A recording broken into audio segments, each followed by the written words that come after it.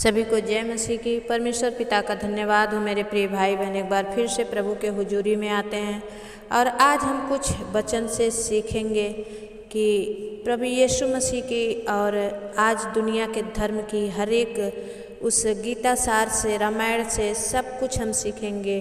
लोग हमारे मजहब, प्रभु यीशु मसीह का मजाक उड़ाते हैं, लेकिन मजहब हमें क्या सिखाता है? मजहब यही सिखाता है कि सत्य, अहिंसा, प्रेम, करुणा, भाईचारा, सब कुछ इसी पर जोर देते हैं।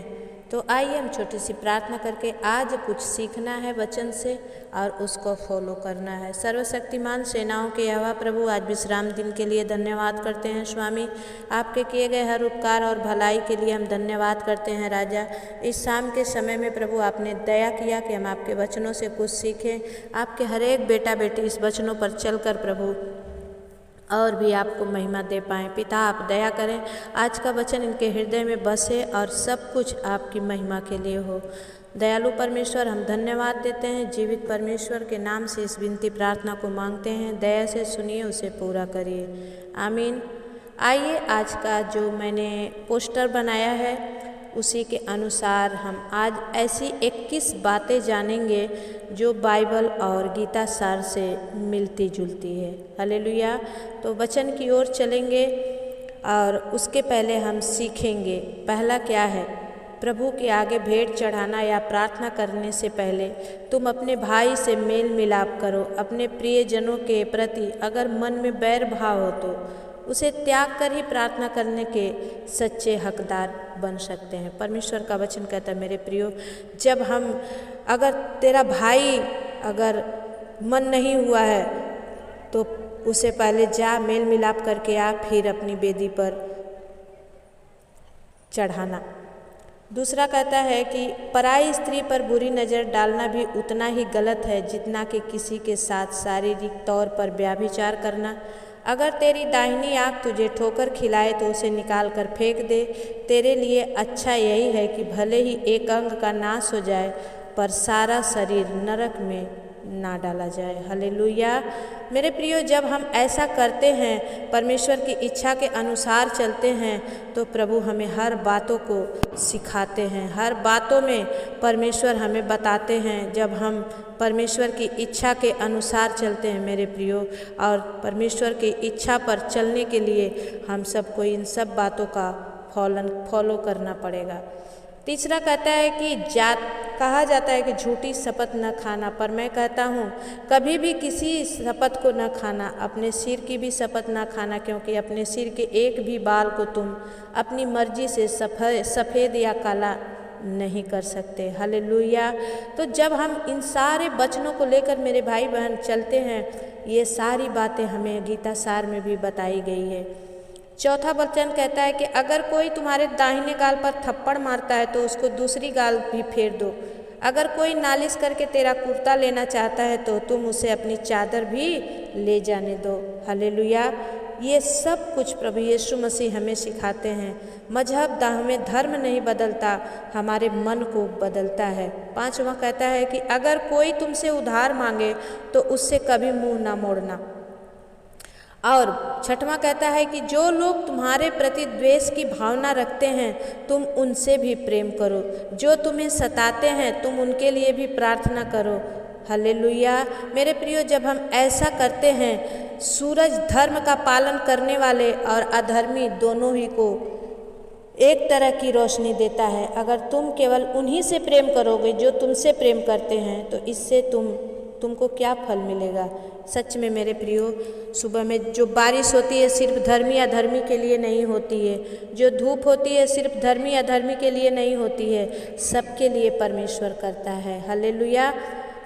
सातवां वचन कहता है कि सिर्फ दूसरों को दिखाने के लिए धार्मिक के काम मत करो। हालेलुया। बहुत सारे लोग अगर कुछ बांटते हैं तो पहले से पोस्टर लगा देंगे, लाउड स्पीकर पर अनाउंस करेंगे कि हम आज एक कुछ हम दान कर रहे हैं। लेकिन वचन सिखाता है कि तुम जो दान करो वो तुम्हारा दाहिना मुट्ठी भी ना जानने पाए अगर बायां मुट्ठी दान करता है तो। अगर दाहिने हाथ से दान करो तो बाएं हाथ को भी इस बात का पता ना लगने दो। हालेलुया। और परमेश्वर सब जानते हैं। तुम्हारे मांगने से पहले ही प्रभु को मालूम है कि तुम्हारी ज़रूरतें क्या क्या है। हालेलुया। जब हम ऐसा करते हैं प्रियो, परमेश्वर हम सबको आशीष देते हैं। 10वां कहता है कि आने वाले कल की कोई चिंता मत करो, कल का दिन अपनी चिंता खुद कर लेगा। आज के लिए आज का ही दुख काफ़ी है। प्रभु से बस आज दिन भर की रोटी मांगो। तुमसे ऐसा कौन है जो चिंता करके अपनी उम्र एक घड़ी भी बढ़ा सकता है? तो फिर चिंता करने की हमें ज़रूरत नहीं है, सब कुछ परमेश्वर पर छोड़ देना है। हालेलुया। 11वां कहता है कि अगर तुम दूसरों के अपराध को माफ़ करोगे तो प्रभु तुम्हारे गुनाह माफ़ करेंगे। अगर तुम दूसरे के गुनाह को माफ़ करोगे तो प्रभु के दरबार में तुम्हें भी माफ़ी मिलेगी। जब हम ऐसा करते हैं प्रियो, ये सब हमें परमेश्वर का वचन सिखाता है, हम सच्चाई को सिखाता है, हमें भेदभाव नहीं सिखाता, धर्म नहीं अपनाता, सच्चाई को बताता है कि ऐसा अगर हम करेंगे तो परमेश्वर हमारे साथ रहेगा।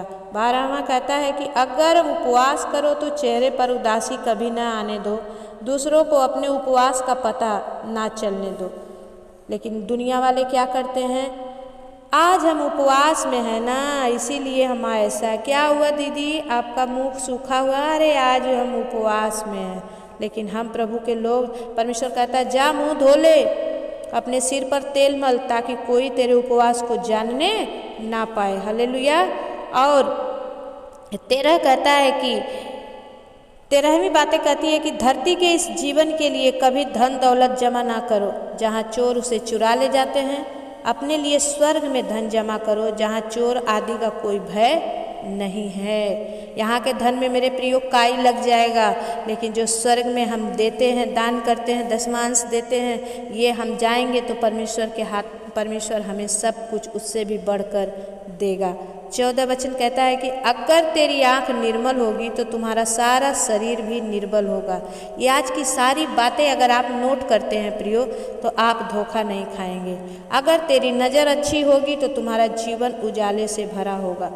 कोई भी इंसान एक साथ 2 स्वामियों की सेवा नहीं कर सकता। तुम प्रभु और धन दोनों की सेवा एक साथ नहीं कर सकते।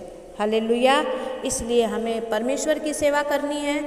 प्रभु धन अपने आप से दे देता है, क्योंकि परमेश्वर का वचन में ये भी लिखा है कि धन, महिमा, जीवन यीशु मसीह के द्वारा ही मिलता है।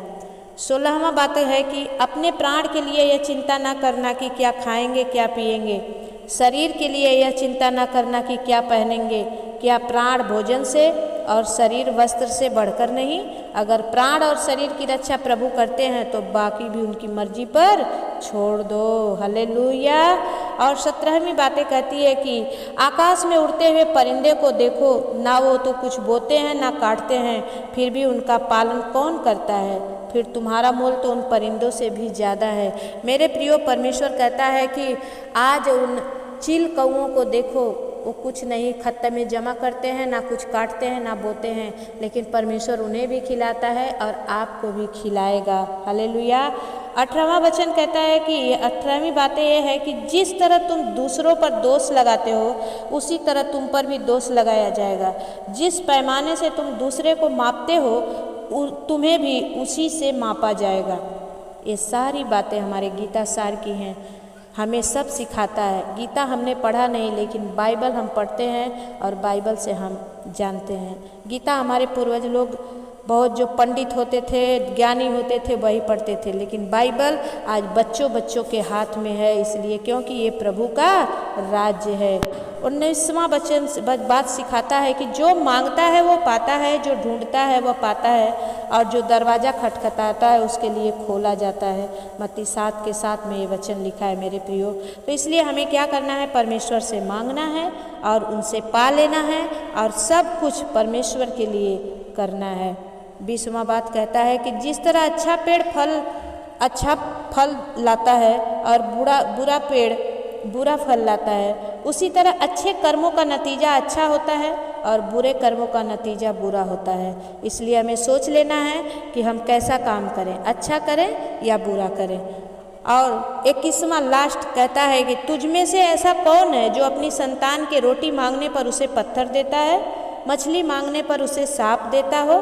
अगर बुरा से बुरा इंसान अपनी संतान को अच्छी चीज़ें देना जानता है तो भला परम पिता परमेश्वर भी तुम्हें क्यों कर केवल अच्छी चीज़ें क्यों ना देंगे।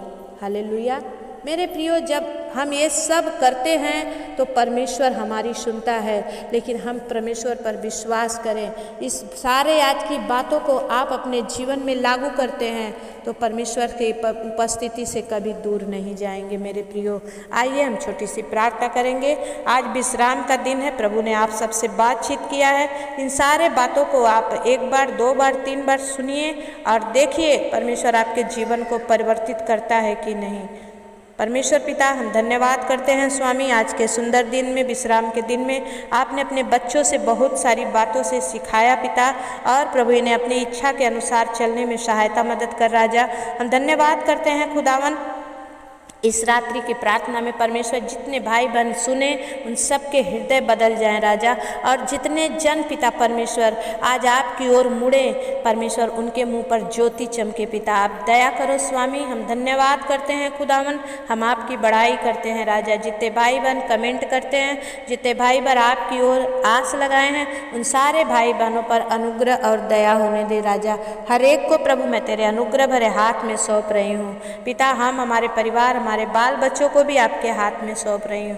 जितने मेरे यूट्यूब फैमिली के भाई बहन हैं उन सबको राजा तेरे हाथ में सौंप रही हूँ प्रभु। हर एक को सुनने से और इन सारे प्रार्थनाओं में आने से और प्रभु आपकी मेज में शामिल होने तक सब कुछ में आप ही संभालिए, आप ही चलाइए, महिमा होने दीजिए। महिमा पिता परमेश्वर को देते हुए प्रार्थना उद्धार करता यीशु के नाम से मांगते हैं, आमीन। मेरे प्रियो, हर दिन परमेश्वर आप लोग को कुछ नया करना चाहता है, नया सिखाना चाहता है, और जो मुझे परमेश्वर आज्ञा देता है वही मैं आप लोगों के लिए लाती हूँ।